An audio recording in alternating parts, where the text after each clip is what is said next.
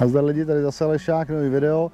My dneska vyrážíme do Stanišovské jeskyně, což je místo asi 2 kilometry od Liptovského Jána a bude to určitě zase super vejlet.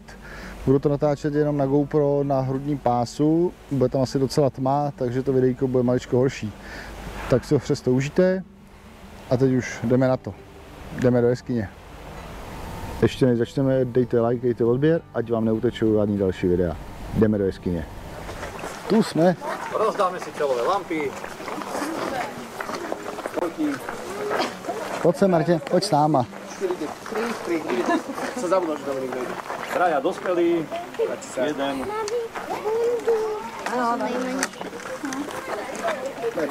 Jeden, 2, 3. Jdeme 2 dospělí, 2 děti. Dvaja dospelí. Děkuju, na máčku. 2 deti, nech sa páči. Děkujeme. Nech sa páči, stihli ste to. 1, 2, 3. To se dává na vlasy. 4. Co jsi si myslela, že se takhle? Takto pěkně. Tak to utáhneme. Takže máme všetci čelové lampy. Ano. Takže pomaličky, nech sa páči. Tak jo, utáhni mu to. Jdeme za pánem. Pojďte, jdeme za pánem. Boli ste niekedy u nás v jaskyniach? Ne. Áno. Fíha, poznáte. Aj viete, čo sa robí na záver prehliadky? Áno. Preto som prišiel. Dobre, takže prekvapenie si necháme na záver. Dobre, dohodnuté. Takže ja vás veľmi pekne vítam v Jánskej doline, v bočnom údolí Stanišovského potoka. To je tento potôčik, ktorý tu máme, ktorý spoločne s riečkou Štiavnica, ktorá je tu preteká, že riečka Štiavnica, vymodeloval tento systém jaskyň. Prvá bola známa Stanišovská, ešte kedysi sa nazývala, dnes už je to veľká Stanišovská jaskyňa, pretože má dĺžku 3500 metrov. Hneď vedľa sa nachádzajú 2 vchody do malej Stanišovskej jaskyne s dĺžkou 870 metrov, z toho 500 metrov prejdeme spoločne jedným smerom, 500 metrov naspäť. Tu vám ešte ukážem takú vec. Všimnite si túto chodbu, budeme si o nej rozprávať. To je klesajúca chodba, ktorá ide šikmo dole pod zem. A túto chodbu do hora, ktorá sa tu takto kľukatí a takto tu vlastne prechádza, aj o tejto si budeme rozprávať. No, čiže Veľká Stanišovská, Malá Stanišovská, Nová Stanišovská, tá je tu kúsoček hore nad nami, pár výškových metrov, je tento vchod. A táto jaskyňa má dĺžku 3800 metrov. Čiže zatiaľ tá zmeraná dĺžka všetkých jaskyň predstavuje približne do tých 10 km. Ešte stále sa tam pracuje. Takže teraz sa presunieme do vchodu Veľkej Stanišovskej. Tu si ešte niečo povieme a už bude nasledovať samotná prehliadka. Ale vzhľadom na to, čo sme si povedali pred chvíľočkou, som niečo zabudol, takže ja sa na 30 sekúnd vrátim a musím niečo vziať. Dobre. Hneď som tu, hneď som pri vás. No, pomaličky sme tu všetci, tak si niečo povieme ešte. A už bude nasledovať samotná prehliadka. Takže nachádzame sa pred vchodom do Veľkej Stanišovskej jaskyne s dĺžkou 3500 metrov. A naše pôvodné snahy boli sprístupniť verejnosti práve túto jaskyňu. Až 3 prehliadkové okruhy by sa tu totiž dali urobiť. Tak sa dávala žiadosť na Ministerstvo životného prostredia. Žiaľ, je to národná prírodná pamiatka, nie sú tu ukončené výskumy, sú tu nálezy z mladšej doby kamennej, z doby bronzovej. Takže sú s tým prieťahy, tak sa žiadosť zmenila na vedľajšiu Malú Stanišovskú jaskyňu a približne po 4 rokoch nejakých tých papierovačiek a prieťahov sa konečne 15. januára 2010 podarilo túto jaskyňu sprístupniť verejnosti. Takže už teraz pôjdeme na samotnú prehliadku, čiže čaká nás ešte prejsť posledných 30 metrov, 8 výškových a už sme vo vchode do jaskyne. Zvykneme tu robiť taký test, ale pozerám, že vy ste úplne všetci v pohode, lebo chodíme touto skratkou poza chatku. Lebo je dokázané, kto neprejde touto skratkou, neprejde ani cez jaskyňu. Ako úplne seriózne. Takže, nech sa páči. Tak, zkrátka. Je to moc úzké a někdo třeba může mít klas, protože nebo Někdo. Tak, jdeme. Okolo pása si daj. Okolo pása si daj. Vieš si. A nemuseli jsem dávat to železo.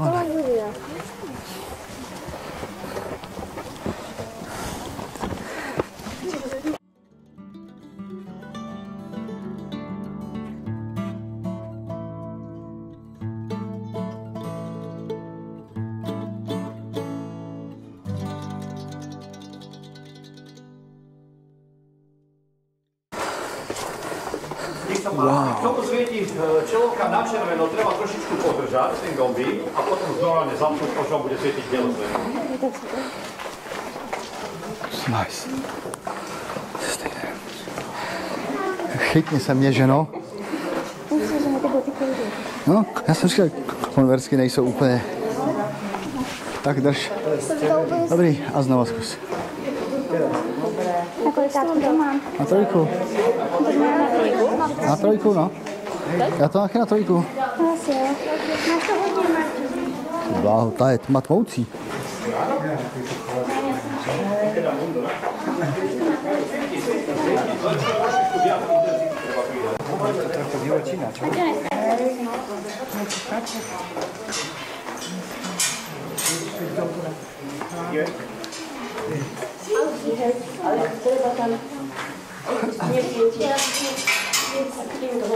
Noční mód.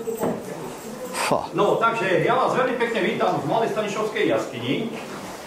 A na tomto mieste sa vždy spýtam návštevníkov, či vlastne vedia, do čoho idú, čo to taká jaskyňa je, ako taká jaskyňa vzniká, prípadne koľko máme všetkých jaskyň u nás na Slovensku.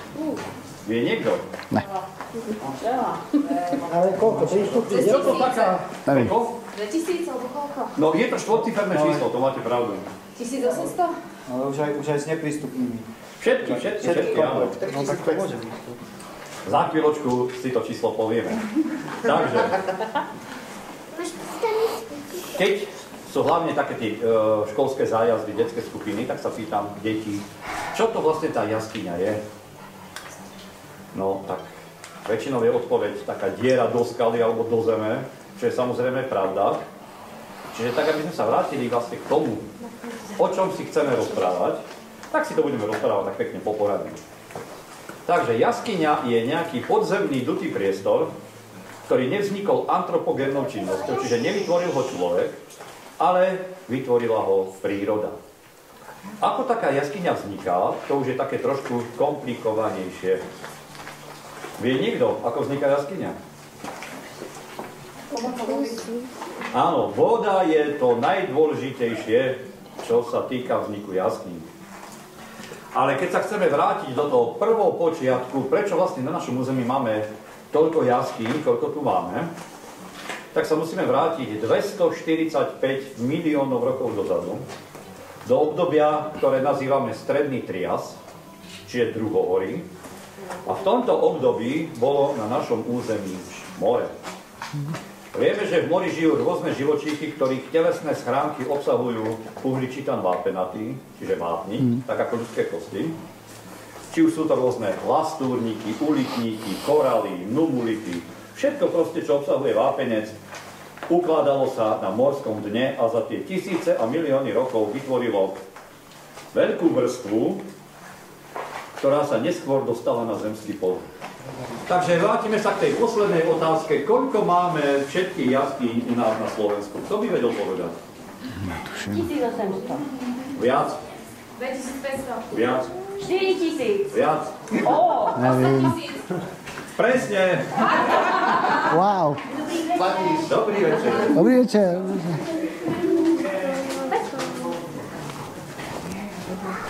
Áno, ono totižto. Boli ste niekedy v Slovenskom múzeu ochrany prírody a jaskyňa v Stavrikovskom Mikuláši?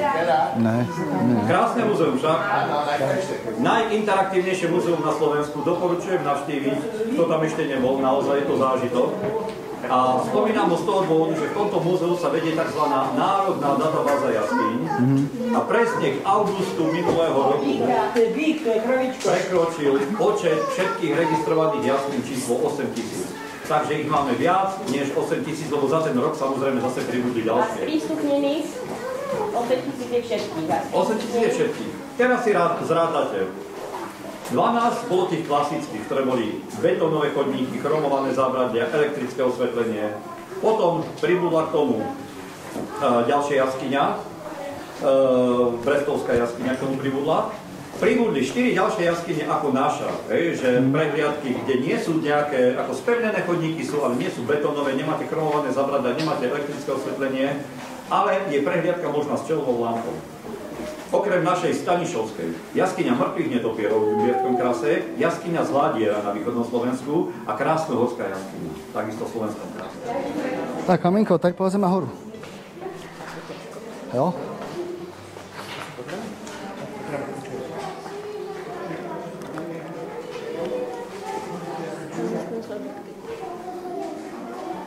To je šílený tady.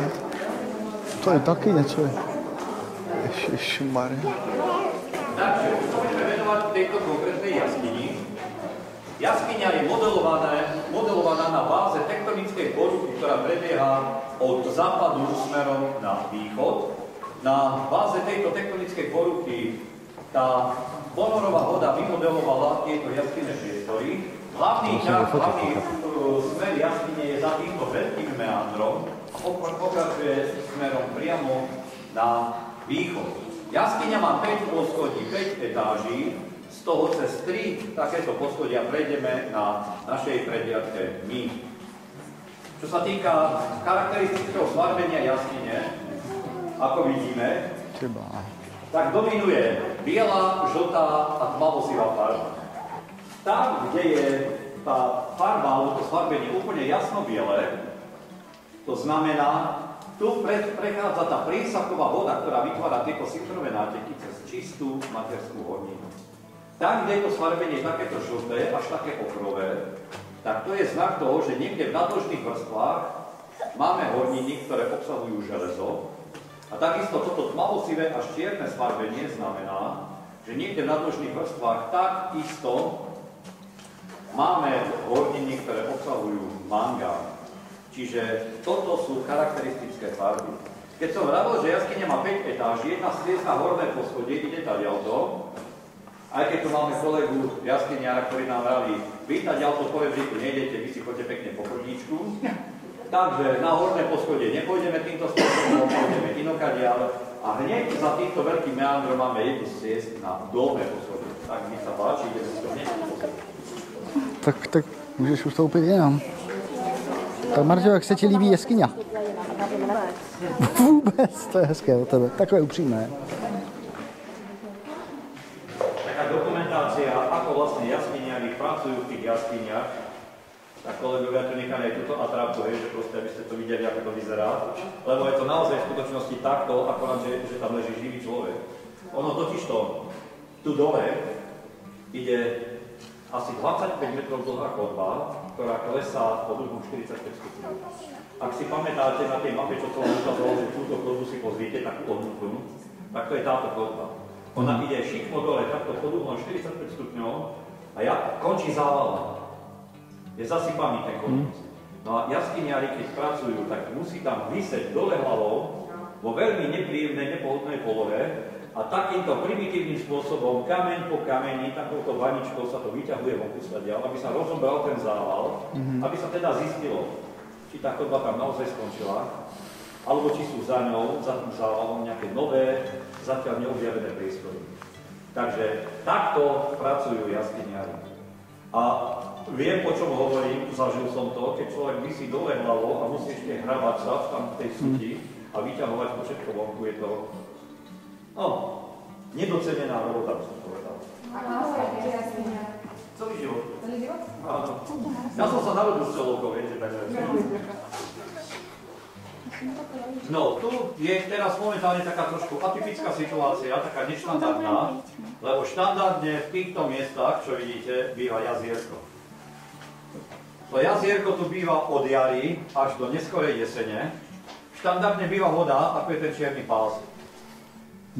Keď je veľa vody, tak býva vlastne ako je ten hnedý pás a ešte je aj chodník zatopený vtedy. Čiže na prehliadku musíme ísť tým zadným schodištom tu na za vami, ak ste si všimli. Tým schodištom chodívame na horné poschodie. No žiaľ, tento rok bola taká zima, ako bola, čiže nemalo čo naplniť jazierko. To jazierko je napájané topiacím sa snehom z hrebeňa, tu na jaskyne. A tu nad nami máme niekoľko prieduchov, a vlastne jaskyňa komunikuje, dýcha s tým prostredím okolo. Takže cez tieto prieduchy býva to jazierko naplňané. No žiaľ, vravím, bola taká zima, ako bola, jazierko nemáme, čo je škoda, lebo tu pri jazierku vždy rozprávame také veselé príbehy. Ono totiž to, neviem, či ste boli v nejakých iných jaskyniach, kde sú nejaké väčšie jazierka alebo nejaké štandardné toky, lebo kolegovia, sprievodcovia, beťári zvyknú rozprávať také veselé príbehy, čo sa stane, keď v jaskyni do jazierka hodíte nejakú mincu. Viete, oni vás tak musia motivovať, aby vás tak nejak nalákali, lebo však vy to tam nahádžete, oni si to potom pozbierajú, sú to peniaze, kto by to tam nechal, viete? Otázka. A každá skupina a každý deň, viete, to sa nazbiera. No, ale tá motivácia byla taká pekná, taká presvedčivá, že napríklad, čo sa stane, keď hodíte do jazierka v jaskyni 1 euro? No, je to stará legenda, síce neviem aká stará, lebo to euro zase tak dlho nemáme, ale stará legenda hovorí, že keď hodíte 1 euro do jazierka v jaskyni, tak sa zaručene šťastne oženíte alebo vydáte. A už aj tam lietajú 1 eurovky, hej? Čo sa stane, keď hodíte 2 eurovú mincu? No, zaručene sa šťastne, podotýkam šťastne, rozvediete. A už by ste vedeli, koľko 2 euroviek lieta, viete? A čo sa stane, keby náhodou niekto hodil 100 eurovú bankovku? No, zaručene uvidíte plávajúceho sprievodcu.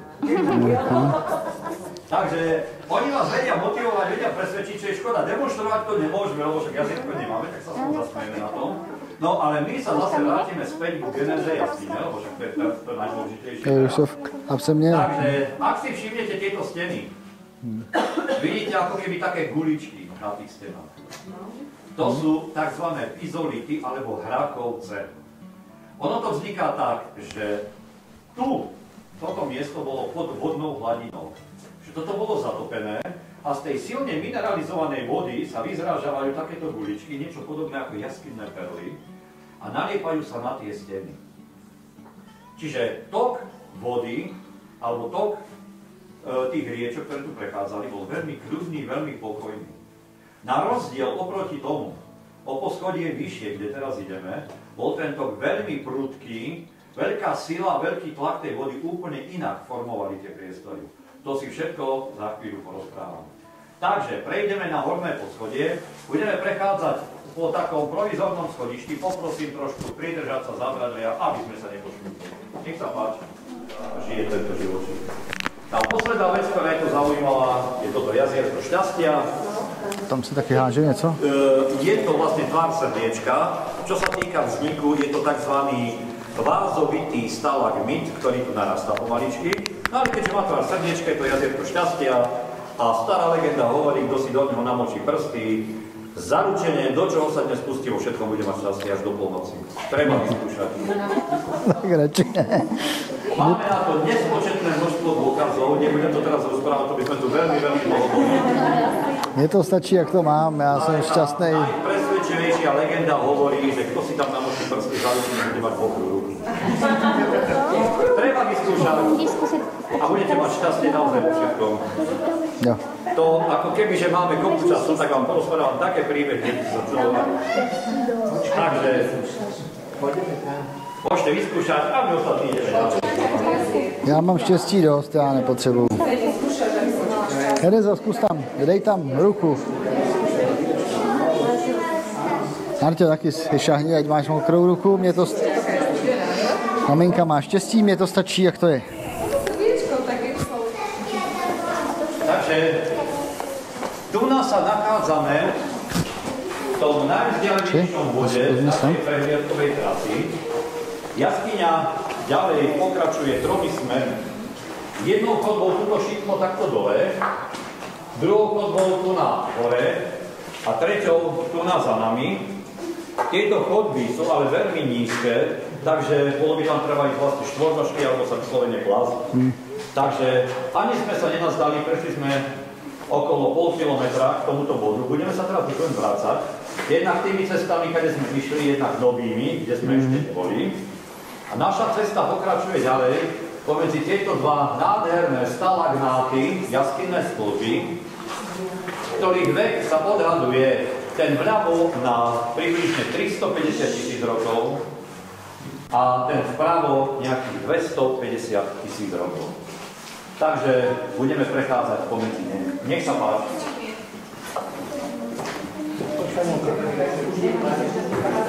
Takže tak, no dobre.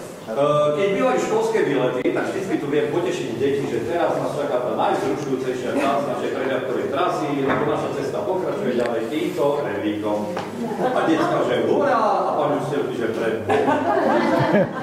Jasné, že hreblíkom nejdeme, ale ten hreblík tu nejde len tak náhodou. Ono, to sa aj po tých smelách, ktoré je tu natiahnuté, má svoje opodstatnenie, pretože toto je tá chodba, čo som vám takisto ukazoval dole na tej mape, tá taká veľká kľúkatá, 200 metrov dlhá, ešte sú tam nezmerané priestory.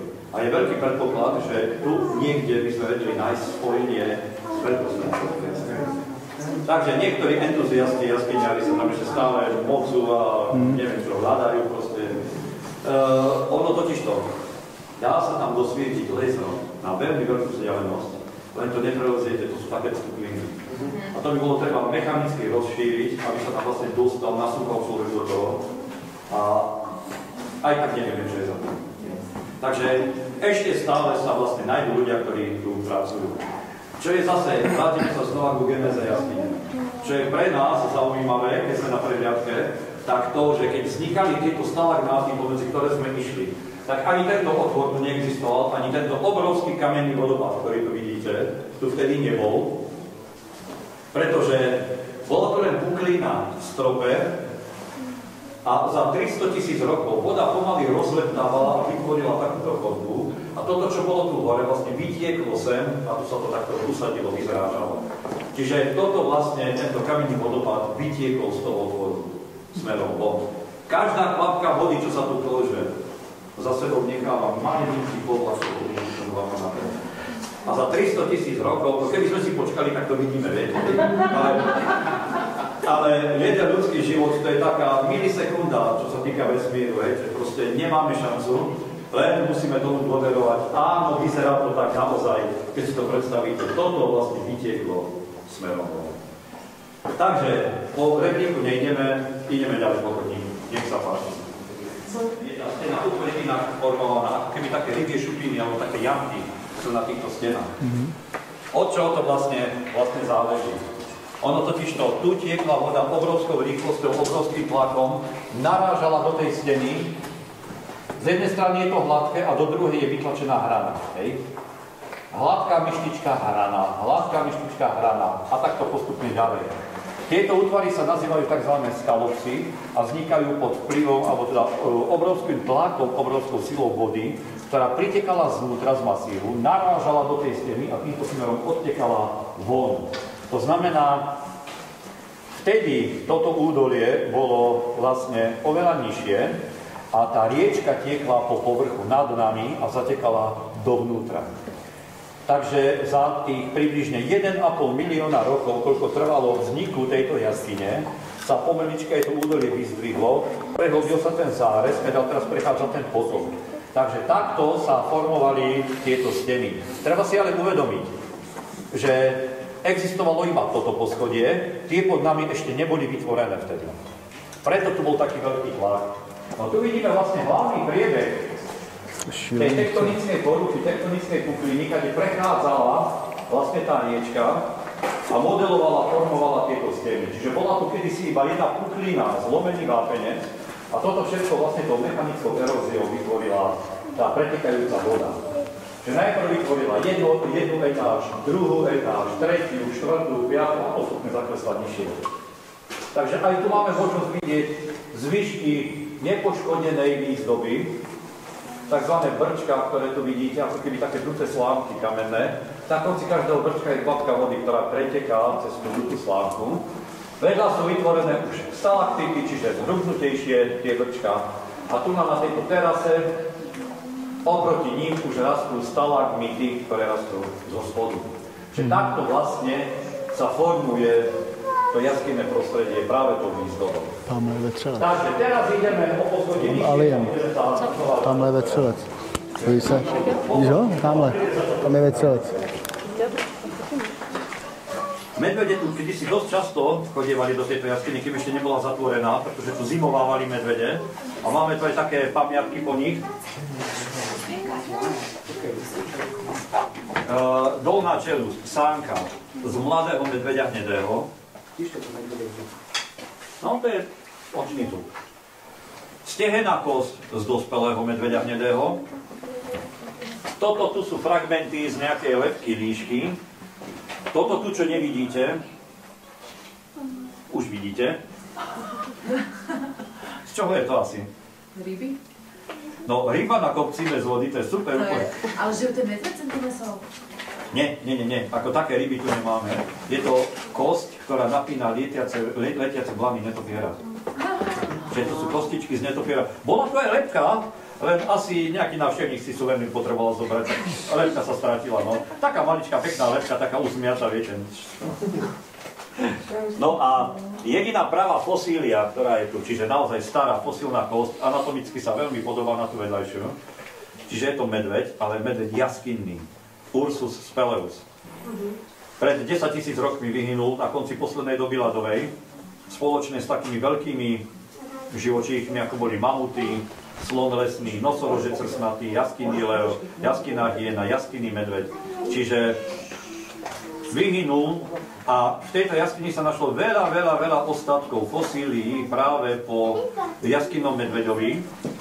A boli to rôzne zuby, lebky, panové kosti, stehenné kosti, rebra. No a tieto kosti teraz môžete vidieť práve v tom spomínanom Slovenskom múzeu ochrany prírody jaskyniasta. Jednak v depozitárii, jednak v expozícii sa veľká časť nachádza. Čiže koho by to zaujímalo, môže si tam tieto kosti pozrieť. Dobre, takže teraz budeme prechádzať cez to najúžšie miesto v jaskyni. Tak poprosím hlavne dospelých trošku prikrčiť hlavu, aby sme sa neklepli, inak úplne v pohode vidíme vonku.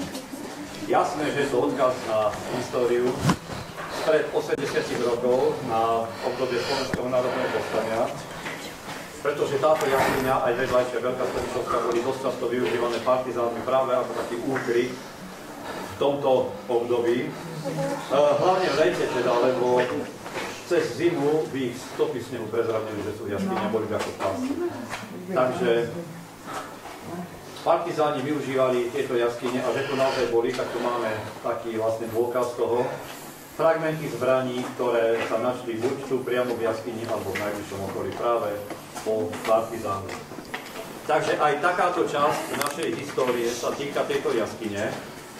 A teraz si ešte ukážeme poslednú vec, ktorá sa našej histórie ani našej kultúry absolútne netýka, nesúvisí, ale súvisí nejako s touto jaskyňou. Počuli ste niekedy taký názov, alebo také pomenovanie, že Obov, alebo Obov? Tak si to teraz ukážeme, čo to je.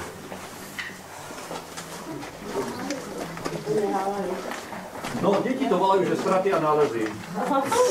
Aj keď ono to celkom nie je tak.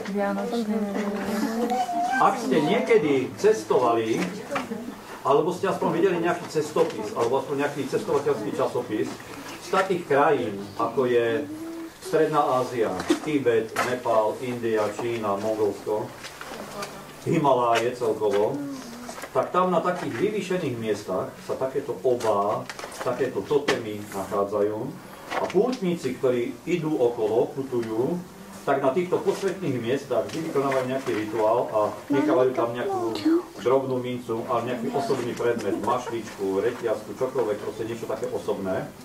Z úcty, ako taký milodar nejakým duchovným bytostiam, ktoré tieto národy veria, a ktoré ich ako keby chránili na tej ich púti. A čo to vlastne niečo takéto stredoazijské robí v našej jaskyni?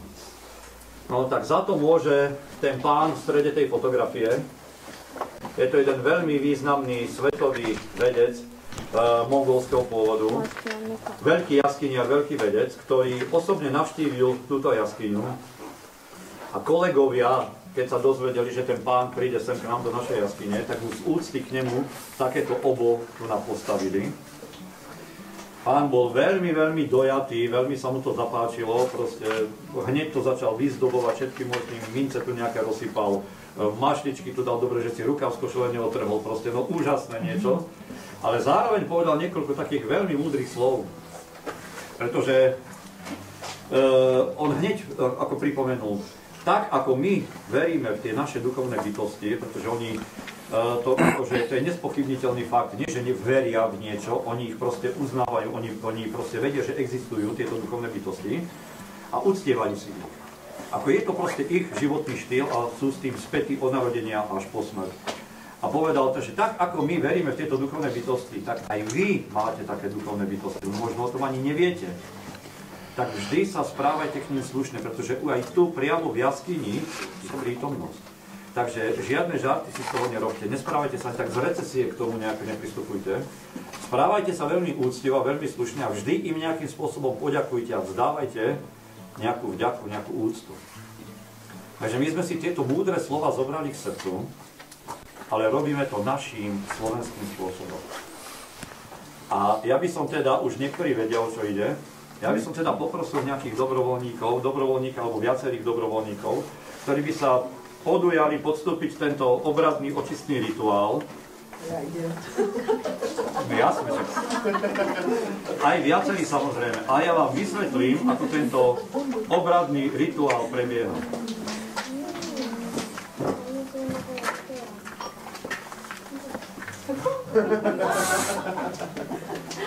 Podržte to.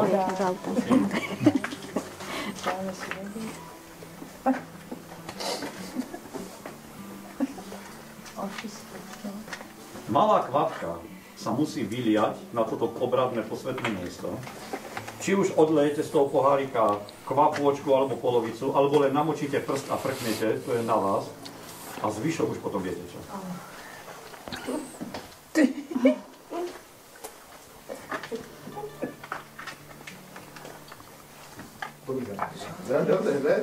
Podujme sa ešte niekto vykonať ten obradný rituál. To nedokážu. Nevyšla. To v životě nevypiju, takovouhle lampu. No ne. Nájde sa ešte niekto? Takovou odvahu Viete, nemám. keď si to tak zoberiete z druhej strany, koľko máte na Slovensku jaskyň, kde vám na konci prehliadky nalejú? To nie je voda. To je palená voda. Nech sa páči.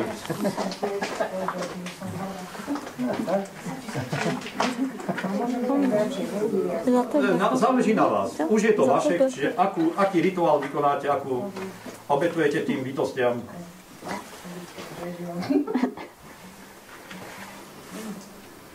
Nájde sa ešte niekto? Takže ak nie, ja vám veľmi pekne ďakujem za pozornosť.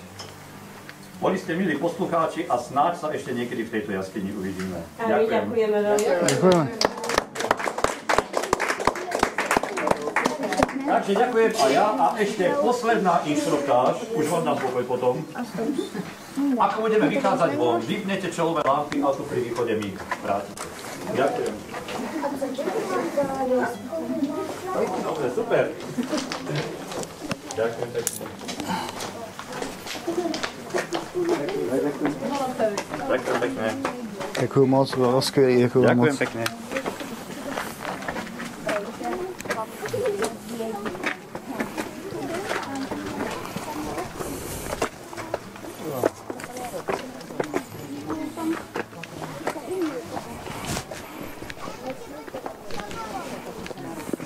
Tak už to máme za sebou. Tak jsme prošli jeskyni s úžasným pánem, s úžasným průvodcem. Bylo to fakt skvělý. Všem to doporučuji. Je tam trošku zima, ale to nevadí. Tady je východ, tam je vstup. Takhle. Je to tady nádherný. Nádherný výklad. Je tam zima teda, takže se radši oblečte, ale bylo to skvělé. Tak co, jak se vám to líbilo? Mně se to líbilo moc, já jsem takový hrozný, takový velký je to tam. Takže to vždycky bylo takový blbý a tohle, že bylo dobrý. Ten pán měl výklad úžasný. A to bylo jedno, že to už to byla krásná strava, že jako poslední. No a tohle bylo úplně. A měl hezký hlas, jako úplně prostě ty bláho. Jsme šli s ním, Asi no, asi jo. No, tak asi mají nějakou úroveň, ale ty bláho to bylo.